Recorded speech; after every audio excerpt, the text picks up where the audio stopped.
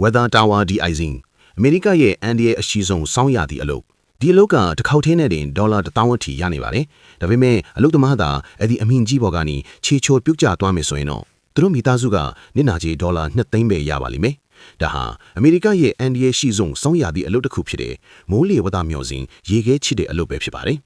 အလွန်အမင်းအေးတဲ့ရာသီရောက်တိုင်းပေယာမုံများစွာညစ်နေမိုးလေဝသမျှော်စင်တဲ့ရဲ့မျက်နှာခင်ပေါ်မှာရေခဲတွေအထူကြီးဖုံးလန်းသွားတတ်ပါတယ်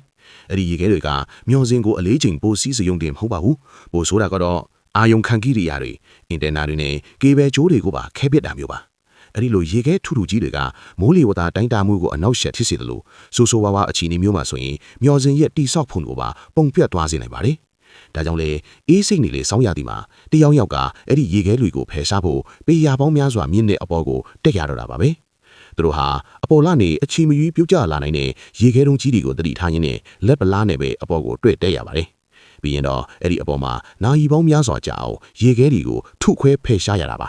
တစ်ချိန်လုံးမှာလည်းအသက်ဆုံးရှုံးနိုင်တဲ့ပြုတ်ကျမှုအန္တရာယ်ကရှိနေတော့မှာပဲကဲတကယ်လို့တင်တာငွေအရန်လိုနေမယ်ဆိုရင်ဒီအလုပ်ကိုလုပ်ဖို့တတိရှိလားဗျာ